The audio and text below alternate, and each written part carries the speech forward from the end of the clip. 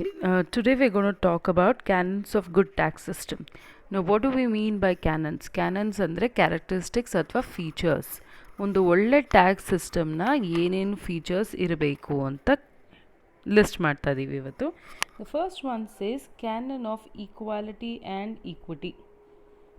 Okay, the first one is canon of equality and equity. ಅಂದರೆ ಈ feature ಪ್ರಕಾರ ಯಾರಿಗೆ ಎಲ್ಲರಿಗೂ ಟ್ಯಾಕ್ಸೇಷನ್ ಸಮನಾಗಿರಬೇಕು ಮತ್ತು ಯಾರಿಗೆ ಎಬಿಲಿಟಿ ಇರುತ್ತೋ ಅವರು ಜಾಸ್ತಿ ಪೇ ಮಾಡೋ ರೀತಿಯೂ ಇರಬೇಕು. ಈಕ್ವಿಟಿ ಅಂದರೆ ಅವರ ಇನ್ಕಮ್ನ ತಕ್ಕ ಹಾಗೆ ಟ್ಯಾಕ್ಸೇಷನ್ ಇರಬೇಕು. ಈಕ್ವಾಲಿಟಿ ಅಂದರೆ ಎಲ್ರಿಗೂ ಸಮನಾಗಿರಬೇಕು. ಓಕೆ, ಏನಿದು ಕಾನ್ಸೆಪ್ಟ್ ಅಂದರೆ ಇವಾಗ whoever you may be, irrespective of your caste, creed, etc., taxation for everybody should be same and it should depend on the ability to pay. ನಿಮಗೆ ಜಾಸ್ತಿ ಎಬಿಲಿಟಿ ಇದ್ದರೆ ಜಾಸ್ತಿ ಪೇ ಮಾಡೋ ಹಾಗಿರಬೇಕು, ಕಡಿಮೆ ಎಬಿಲಿಟಿ ಇದ್ದರೆ ಕಡಿಮೆ ಪೇ ಮಾಡೋ ಹಾಗಿರಬೇಕು. That's a only thing, only criteria for distinction between people. ಅದು ಬಿಟ್ಟರೆ ಎಲ್ರಿಗೂ ಒಂದೇ ರೀತಿಯಾದ tax, irrespective of caste, creed, community, religion, ಏನೂ ಬಯಸ್ ಇಲ್ದಿರ, ಏನೂ ಡಿಸ್ಟಿಂಕ್ಷನ್ ಇಲ್ದಿರ ಅವರೆಲ್ರಿಗೂ ಒಂದೇ ರೀತಿಯಾಗಿರಬೇಕು. Okay, next one is canon of certainty. Certainty ಅಂತಂದರೆ you should be certain about the rate of taxes which have to be paid. ನಿಮಗೆ ಕರೆಕ್ಟಾಗಿ ಗೊತ್ತಿರಬೇಕು ಎಷ್ಟು ಟ್ಯಾಕ್ಸೇಷನ್ ಕಟ್ಟಬೇಕು ಅಂತ. ಅದು ಬದಲಾಗ್ತಾ ಹೋಗ್ತಾ ಇರಬಾರ್ದು. It should not fluctuate. So what happens is you fix up the tax rates prior to the beginning of the previous year. ನಾವು ಯಾವ ವರ್ಷ ಟ್ಯಾಕ್ಸ್ ಕಟ್ಟಬೇಕೋ ಆ ವರ್ಷಕ್ಕೆ ಮುಂಚೆ, ನಾನು ಪ್ರೀವಿಯಸ್ ವಿಡಿಯೋಲೂ ಹೇಳ್ತಾ ಇದ್ದೆ, ಈಗ ಏಪ್ರಿಲ್ 1st ನಾವು ಟ್ಯಾಕ್ಸ್ ಕಟ್ಟಬೇಕು ಅಂದರೆ ಆ ಟ್ಯಾಕ್ಸ್ ರೇಟ್ಸು ನಮಗೆ ಫೆಬ್ರವರಿಯಲ್ಲಿ ಡಿಸೈಡ್ ಆಗೋಗಿರುತ್ತೆ. ಮತ್ತು ಆ ಟ್ಯಾಕ್ಸ್ ರೇಟು ಮಧ್ಯದಲ್ಲಿ ಚೇಂಜ್ ಆಗೋದಿಲ್ಲ, ಆ ವರ್ಷ ಮುಗಿಯೋರ್ಗೂ ಚೇಂಜ್ ಆಗೋದಿಲ್ಲ. So it should be very certain. Next one is canon of economy. Economy ಅಂದರೆ ನಾವು ಟ್ಯಾಕ್ಸೇಷನ್ ಕಲೆಕ್ಟ್ ಮಾಡೋದಕ್ಕೆ ಮಾಡುವಂಥ ಖರ್ಚು, the administrative cost involved in collecting the taxes should not exceed the amount of taxes. ಆ cost ಆದಷ್ಟು administrative cost ಕಡಿಮೆನೇ ಇರಬೇಕು.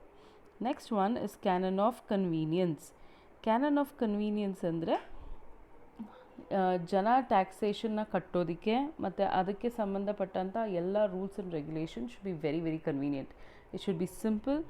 All your procedures should be kept very very easy. ಅದಕ್ಕೋಸ್ಕರನೇ ಈಗ ಸರಲ್ ಅಂತ ಮಾಡ್ಯಾರೆ. ನೀವು ಕೇಳಿದರೆ IT ರಿಟರ್ನ್ಸ್ನ ಫೈಲ್ ಮಾಡೋದಕ್ಕೆ ಸರಲ್ ಅಂತ ಮಾಡ್ಯಾರೆ. ರಿಟರ್ನ್ಸ್ನ ಫೈಲ್ ಮಾಡೋದಕ್ಕೆ ಎಲ್ಲ ಆನ್ಲೈನ್ ಫಾರ್ಮ್ಸ್ ಮಾಡ್ಯಾರೆ. Why all this has been done is just to make them convenient. Okay, next one is canon of elasticity. Elasticity ಅಂದರೆ taxation system should not be rigid. It should be allowed to keep on changing. You should keep on changing it over a period of time depending upon the situations in the country. ಕಂಟ್ರೀಲಿ ಹೇಗೆ situations change ಆಗ್ತಾ ಇರುತ್ತೋ taxation ಕೂಡ ಹಾಗೆ change ಆಗ್ತಾ ಹೋಗಬೇಕಾಗಿದೆ. Canon of productivity. Canon of productivity ಅಂದರೆ the amount of taxation that you collect should be substantial. ಸಾಕಷ್ಟು ಅಮೌಂಟ್ನ ಕಲೆಕ್ಟ್ ಮಾಡಬೇಕು. ನಾನು ನಿಮ್ಗೆ ಲಾಸ್ಟ್ ಕ್ಲಾಸಲ್ಲಿ ಆಬ್ಜೆಕ್ಟಿವ್ಸ್ ಬಗ್ಗೆ ಹೇಳ್ತಾ ಇದ್ದೆ, ಏನಕ್ಕೆ ಟ್ಯಾಕ್ಸೇಷನ್ನ ಕಲೆಕ್ಟ್ ಮಾಡ್ತೀವಿ ಅಂತ. So the taxation amount that you collect should be able to meet all the needs of the government. Government ಏನೇನು ನೀಡ್ಸ್ ಇದೆ ಅದನ್ನೆಲ್ಲ ಫುಲ್ಫಿಲ್ ಮಾಡೋ ಹಾಗಿರಬೇಕು. Next one is canon of simplicity. ಎಲ್ಲ ರೀತಿಯಾದಂಥ taxation system should be kept very very simple. ತುಂಬ rigid ಆಗಿರಬಾರ್ದು, ತುಂಬ ಕಾಂಪ್ಲೆಕ್ಸ್ ಆಗಿರಬಾರ್ದು, ಜನಕ್ಕೆ ಅರ್ಥ ಆಗೋ ರೀತಿ ಇರಬೇಕು. Which is lacking in India.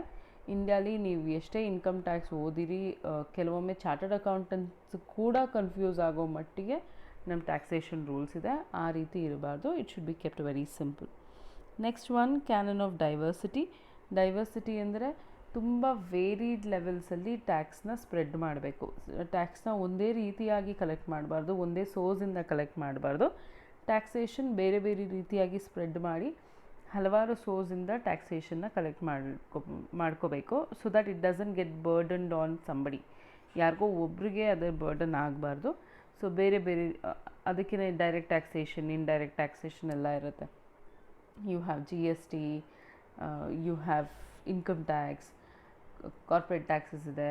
ಆ ರೀತಿ ಬೇರೆ ಬೇರೆ ರೀತಿಯಾದಂಥ ಟ್ಯಾಕ್ಸೇಷನ್ ಇದೆ. ಕ್ಯಾನನ್ ಆಫ್ ಎಕ್ಸ್ಪೀಡಿಯನ್ಸಿ ಅಂದರೆ whatever you collect, the amount of taxation collected should be practical and simple. ಅದು ಆದಷ್ಟು ಪ್ರಾಕ್ಟಿಕಲ್ ಆಗಿರಬೇಕು, ನಿಮಗೆ ಕಲೆಕ್ಟ್ ಆಗೋ ರೀತಿ ಇರಬೇಕು. ಮತ್ತು ಅದಕ್ಕೆ it should B immoral also, it should not B immoral. ಆಯಿತಾ? ಯಾವುದೇ ರೀತಿಯಾಗಿ ಯಾರನ್ನೂ ಹರಾಸ್ ಮಾಡೋ ರೀತಿ, ಅವರಿಂದ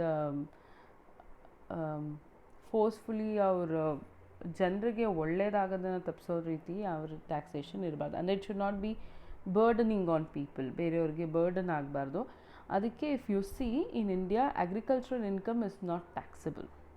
ಯಾತಕ್ಕೋಸ್ಕರ ಟ್ಯಾಕ್ಸಬಲ್ ಅಲ್ಲ ಅಂದರೆ, ನಮ್ಮ ರೈತರಿಗೆ ಈಗಾಗಲೇ ಸಾಕಷ್ಟು ಕಷ್ಟ ಇದೆ. They are the people who get very low income irrespective of doing so much of work. So ಅದರಿಂದ ಆದಷ್ಟು ಅವ್ರಿಗೆ ಇನ್ಕಮ್ ಸಿಗಲಿ ಮತ್ತು ಅವರಿಂದ ಟ್ಯಾಕ್ಸೇಷನ್ ಕಲೆಕ್ಟ್ ಮಾಡೋದು ಬೇಡ ಅನ್ನೋ ಉದ್ದೇಶಕ್ಕೆ ಅಗ್ರಿಕಲ್ಚರಲ್ ಇನ್ಕಮ್ ಇಂಡಿಯಾಲಿ ಟ್ಯಾಕ್ಸಬಲ್ ಅಲ್ಲ. ಸೊ ಅದನ್ನು ಕ್ಯಾನನ್ ಆಫ್ ಎಕ್ಸ್ಪೀಡಿಯನ್ಸಿ ಅಂತ ಕರಿತೀವಿ. So these are the characteristics of a good tax system. Okay, I hope you have understood. If you have any doubts, please put in the classroom so that I can explain it again.